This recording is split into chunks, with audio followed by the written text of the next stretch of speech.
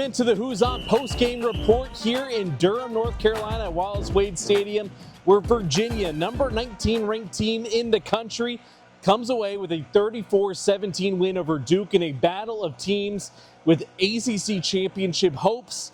While only one team leaves Wallace Wade Stadium here today with those hopes still intact, and that is the Virginia Cavaliers. Now 9-2 on this season, 6-1 in ACC play. It's their 8th time in program history winning 9 games in a season. First time, of course, since 2019 when Virginia actually went to that ACC championship game. Now Virginia is in a prime spot to get back to that ACC title game. They have a bye week coming up next. Then, of course, it's the Commonwealth Clash against Virginia Tech to end the season. We'll revisit those ACC standings in just a second. But let's talk about this performance because, as Tony Elliott said, this might have been the best performance in all 3 phases of the game that Virginia has played this season. To spell that out even more, this is the first time Virginia, the most yards that they have had at 540 yards of total offense since the Stanford game earlier this season. It is also Duke, an offense that came into the game ranked 3rd in the ACC with one of the best quarterbacks in the country according to passing yards.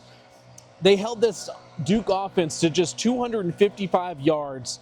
Darian Mensah finishes the game with 213 yards. Of course, a lot of those yards coming later in the fourth quarter, just when Tony Elliott said his team kind of took a step back, let up just a little bit, and obviously that led to 14 straight Duke points. But for the large part, this Virginia defense held Duke's offense in check throughout the ball game, and that's impressive because right from the get-go, Virginia lost star linebacker Cam Robinson on the first series of the game for the Duke offense and for the Virginia defense. Cam Robinson came up on his knee, had to limp off to the sidelines, stayed on the sidelines for quite a while, walking up and down, trying to get back into the game. Eventually, he was taken on a golf cart all the way back to that Virginia locker room that is more than 100 yards away, down behind Wallace Wade Stadium. Robinson came back to the sideline later in the first half without his helmet, came back after halftime and played one play before having to be taken out. Tony Elliott said they did the scans on his knee, they did the x-rays when he was taken back to the locker room there. They gave him a shot to go back out there and try to play on it. He came back out after one play, and they shut him down for the rest of the game. Now he's got that bye week to rest and recover, but what this Virginia defense did without a potential ACC Defensive Player of the Year candidate in Cam Robinson was really incredible, especially against the Duke offense that has so many weapons. On the night, Duke's offense, again, 255 yards. That's a season low for them, but really just couldn't get anything going throughout the night. Their first 3 drives, they were 3 and out on those first 3 drives. They didn't get their first down until early in the second quarter. The defense was on it. They had 4 sacks on the game. Fisher K-Mac had 2 of those. Jacob Holmes had 1. And then Mitchell Melton had the strip sack in the red zone to keep him off of this. And one of the keys to this game that we talked about coming into the week was John Rudzinski's defense was going to have to do what they do best, bend but don't break. There wasn't a whole lot of breaking for them on the night. They went a long time before they allowed another offensive touchdown. Obviously didn't allow one to Wake Forest. Got to go back to the Cal game for the last time they allowed an offensive touchdown before Duke finally gets the one there late in the game. Really impressive game from the UVA defense from top to bottom. I thought the coverage on the night was much improved. Donovan Platt had a couple good plays, breakups down the field. Emmanuel Carnley had a couple. The safeties were on top of it. They just couldn't get a lot over the top of this UVA defense for a large chunk of the game. We mentioned Cam Robinson was out. Landon Danley actually comes in the game and fills in really pretty admirably for this defense without Cam Robinson out there on the field. But overall, I mean, this UVA defense just week after week after week just keeps getting better game over game. They've shown a lot of improvement. I think since the Florida State game, the win in double overtime, they have not allowed an offense to get 400 yards of total offense. They have not allowed an offense to get 30 points in a game. This defense is really locked in this back half of the season. The other side of the ball, obviously the bigger injury concern coming into this was Chandler Morris. Tony Elliott says they found out just before kickoff today that he would be cleared to go. Obviously, there was a lot of movement. ACC injury report comes out Thursday. He's listed as questionable. The next day on Friday, listed as probable. So there was a lot of momentum as this week kind of went on that he was going to be able to play. Chandler Morris said he never had a doubt that he was going to play. He prepared the whole week like he was going to play. And that's honestly what set him up so well today to have what I think was one of his best games of the season since, probably the Florida State game when, but again, he threw 2 interceptions. So you say, he had those turnovers, but he had those turnovers against Florida State, but it was the overall performance of the day that really impressed me. It was only his second game at Virginia, over 300 yards. The last time that he did that was against Stanford earlier in the season. But again, on the day, 23 of 25, 316 yards, 2 touchdowns. And Virginia, great success on third down tonight. They had 12 third down conversions. 7 of those were big Chandler Morris throws, converting the ball down the field to Terrell Harris, Jamal Edrin, Cam Ross. He was finding his receivers and finding them in stride. And obviously, one of the keys, Tony Elliott said, whoever was going to be the quarterback today, whether it's Morris or Daniel Kalen, who did get in there late in the game and got a couple snaps out there, they had to help those guys out. The offensive line doesn't allow the sack the whole game. A great game by them.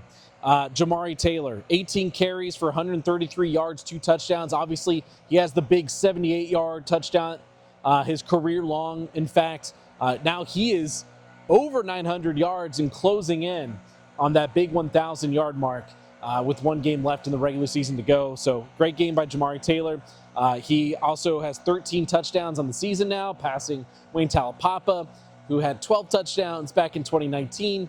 I think this goes back to the next player up is like someone had 14 touchdowns back. I think it was Keith Payne.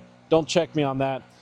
Terrell Harris, 8 catches, 161 yards, and 1 touchdown. Obviously, the big story with him is the yak.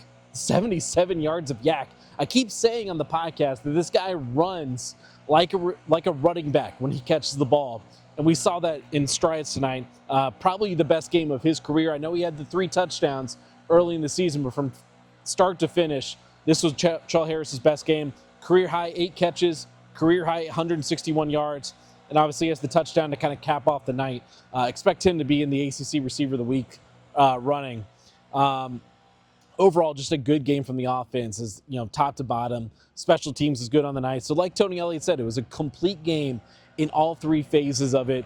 I thought the play calling, there was some smart play calling out there. There's some not great play calling out there, as always. Like I keep saying, there's not a perfect offensive coordinator in the country, but you got to tip your hat to Des Kitchings because I thought he had a pretty good game plan to go after this Duke defense, which has really struggled this year, and they saw that again tonight. Looking forward now, the ACC tiebreakers, ACC standings, there are 4 teams left with 1 loss in the ACC. Obviously, Virginia eliminating Duke from that discussion. So Virginia, Georgia Tech barely holds on against Boston College. Pitt, who got shellacked by Notre Dame today, but as Pat Narduzzi reminded you, they don't care about that game. They could lose by 100, and they almost did for a little bit there. And then SMU. Per the ACC office, and this is told to me from David Teal, there is not a lock on Virginia if they win out that they would have the tiebreaker over SMU, but it is a pretty strong, it's almost a lock that they would have the tiebreaker because of strength of schedule in the ACC. Remember, those are just the conference games. Holding SMU back, Syracuse and Stanford on their schedule. Obviously, Virginia had Stanford, but they've also had a couple other teams in the ACC this year. So right now, Virginia, if it does end in a 3-team tiebreaker, because Georgia Tech and Pitt will play next week, and obviously that's going to be a huge game in the ACC standings. Only one loss team will come from that. If Georgia Tech, UVA, if they win out against Virginia Tech, and if SMU makes it to the finish line, they still got a Louisville game. And the Cardinals are going to try to bounce back from their loss to Clemson. If those 3 teams end in a tiebreaker, it will almost 99% sure be Georgia Tech and Virginia in the ACC championship in Charlotte. So basically, these guys, they're going in the driver's seat with all they have to do left is beat Virginia Tech off of a bye week. And obviously, there's going to be a lot of talk over the next 2 weeks leading up to that Commonwealth Clash game with Virginia Tech for this Virginia team, who Tony Elliott obviously still searching for that first win against his in-state rivals there, Virginia Tech. That's going to do it for the Who's On Postgame Report here in Durham. Again, Virginia winning 34-17 over Duke. A big win rolling into the bye week as now Virginia gets a little bit of rest. And we all know the stats. Tony Elliott undefeated coming out of bye week. So we'll see what this looks like on the other side. In the meantime, we will have a full podcast recapping this one up on the Who's On Podcast, YouTube, Apple, Spotify, wherever to find us. Obviously, you can always find the postgame reports here on YouTube. But until then, we'll see you next week.